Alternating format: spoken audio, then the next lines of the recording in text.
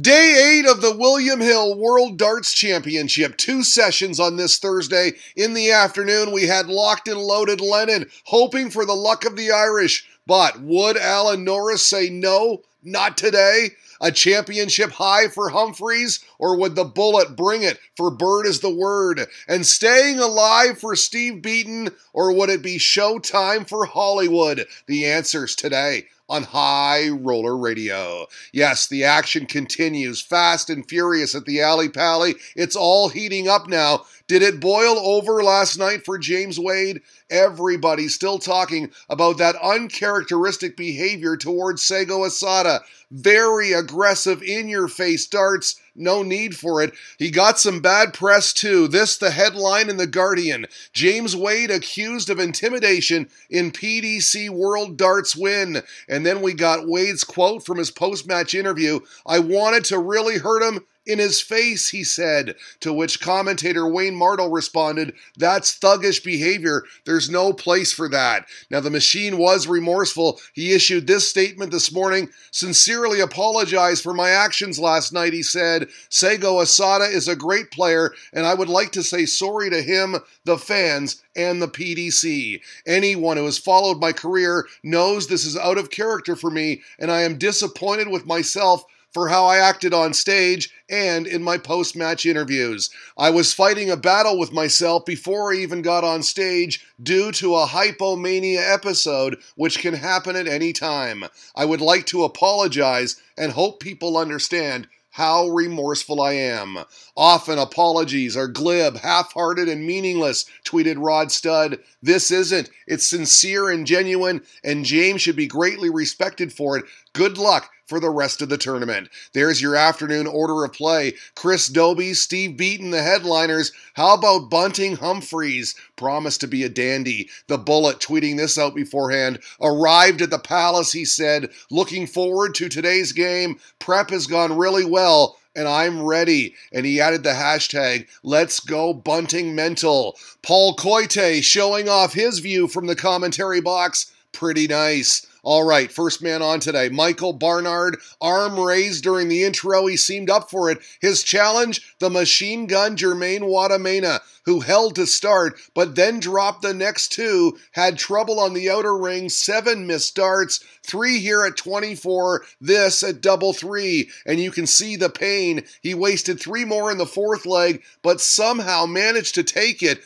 He was scoring well, Barnard wasn't, hence all the opportunities. This double 5 gave the Dutchman the set for the reaction. 1-zip, he leads it. At the Red Bit 180, suggesting at the commercials that Wadamena is en route to beating the record for most missed doubles in a 2019 World Championship game.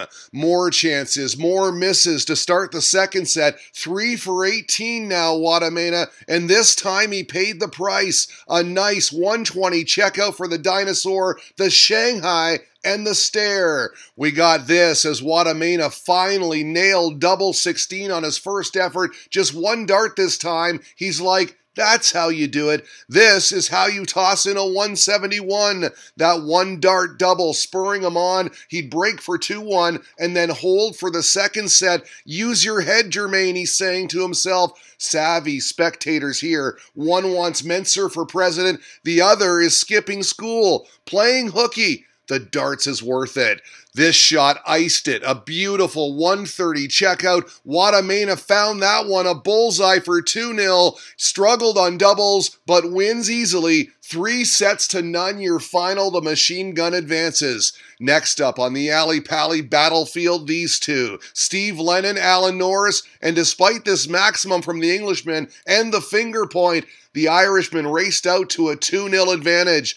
Double 12 for an 84 checkout got Norris back in it. He was fired up, but to no avail. A refreshing start for Lennon. He leads it 1-0 at the interval. Big change in set number 2. Norris came out guns a-blazing quickly to 2-0, and then we got this explosion when he took out 98 for 1 set apiece. Then amped up the crowd as we headed to commercials. He averaged 110 that session. It only took 5 minutes rapid fire. Third set now, tied at 1. This guy enjoying a Norris maximum. They're going nuts. but Lennon would find a last start double 10, a hold for 2-1. Drama in the fourth leg. Both players squandering multiple chances. Norris taking his time, composing himself, and yes, landing double 2 for another big release. But again, the young Irishman would hold in the fifth leg decider, and it was 2-1, the Emerald Isle.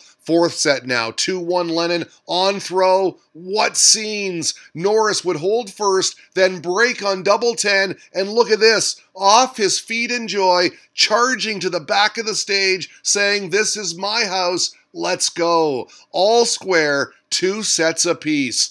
Very nice way to start the final set. A 64 checkout for Lennon, very clean. Then the madhouse for a break in 2-0. And how about the reserve Lennon? Got off his feet in celebration. But Allen answered, taking the next 2 here on double 2 for 2 legs each. First leg of the tiebreak now. Remember, you have to win by 2 clear legs. Unreal scenes. Norris missing a dart at a ton-plus finish, and Lennon took advantage. A 107 checkout, clutch on the double top. Again, Norris would level for 3-3. The two arm wrestling their way toward a last leg tiebreak, and more drama. Norris missing 4 set darts, but Lennon wasting 2 match darts of his own, and Norris would not miss this time, somehow staying alive, and we were off to a last leg tiebreak. Lennon won the bull, but Norris won the bam. His 9th 180 here, timing everything, and he let the crowd know about it. Then he'd finish off with an 81 checkout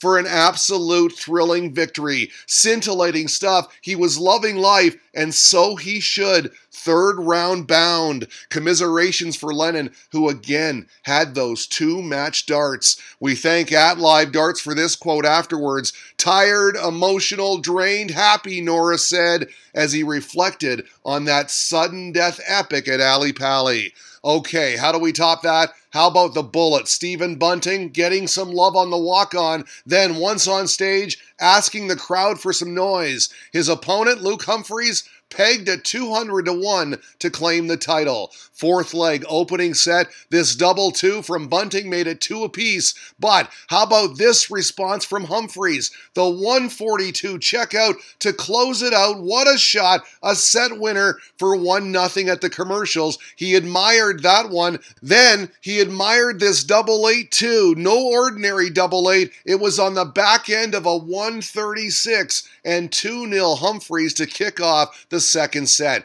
Absolutely on fire. 5 180s as well, and you can make that 6 as he fired in another one to start the fourth leg. He used that max to wrap it up for a 2-0 lead. Bunting in trouble. Father and son loving the darts as Humphreys held to open set 3. Who's number 1? Perhaps Humphreys today, but credit to this man. Under all kinds of pressure, Bunting showed his class, sneaking in a last start double 4 for a break in 2-1. He'd hold next for the set, on the board now, 2-1. Then we got this reaction after Bunting held to kick off the fourth set, the tide's turning. @Aki Balboa won with a poignant tweet. "See how Cool Hand performs under pressure," he said.